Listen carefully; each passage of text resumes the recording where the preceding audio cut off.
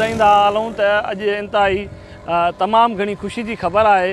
गाजीख्वाड़ मेड़ रोड वारा बाईपास ते मुसाफ़िर खाने जो कमु हलंदड़ आहे, जेको कुझु ॾींहं अॻु में असां कमनि जे लाइ कावशूं वरितियूं, जंहिंमें सियासी समाजी ख़ुसूसी तौर ते गाजीख्वाड़ जा सहाफ़ी ऐं शऊरवंद जेके बि दोस्त गॾु हुआ, उन्हनि जी जिदोजहद सां ऐं ताज़ो नवाब सरदार ख़ान चांडियो MPA ऐं बुरहान ख़ान चांडियो MPA जे सहकार ऐं TO गाजीख्वाड़ जे सहकार सां ही कमु मुसाफ़िर खाने जो हलंदड़ आहे काल्ह खां वठी। जॾहिं त हीउ कम खे अॼु ॿियो ॾींहुं आहे ऐं इहो कमु इनशाअल्लाह इहो सुभाणे ताईं न त पोइ ॿिए ॼाड़े ताईं कंप्लीट थींदो।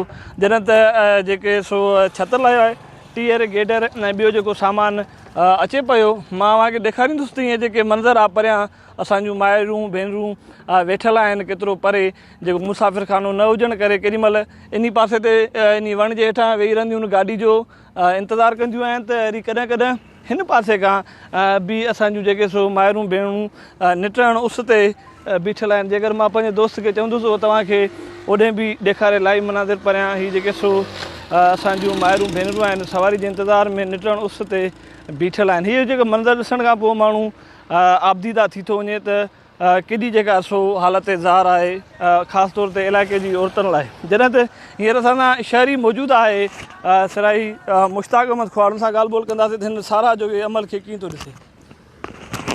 हा, हिते तक़रीबन गाजीख्वाड़ में त 15 खां 20 सालनि खां उन खां बि अॻु में जेको आहे सो मुसाफ़िर खाने जी ज़रूरत हुई, पर कुझु मुश्किलातूं हुयूं, कुझु माली मुश्किलातूं, कुझु ॿियूं मुश्किलातूं, इन जे करे जेको आहे सो हे कमु न पियो थी सघे।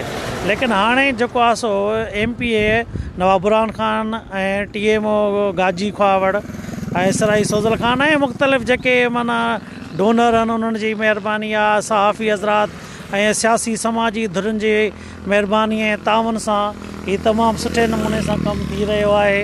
ऐं जेको आहे सो इनशाअल्लाह सुभाणे ताईं तक़रीबन हीउ जेको आहे सो तयारु थी वेंदी। अलहमदुलिल्लाह हीउ जेको आहे सो जिदोजहद जो अलहमदुलिल्लाह हीउ जेको आहे सो जिदोजहद जो अमल जारी रहंदो। इनशाअल्लाह हीउ पाया तकमील ताईं कमु पहुचंदो। अगरि अहिड़ा के बि समाजी मसइला रहियल हूंदा त उन्हनि जे लाइ गाजीख्वाड़ जा जेके बि सहाफ़ी दोस्त या सियासी समाजी आहिनि उहे आवाज़ बाआवाज़ बुलंद कंदा रहंदा। हाणे पंहिंजे साथी रिपोर्टर बादशाह जान ऐं मुदसिर खे इजाज़त ॾींदा। फ़ी अमान अल्लाह, अल्लाह निगहबान।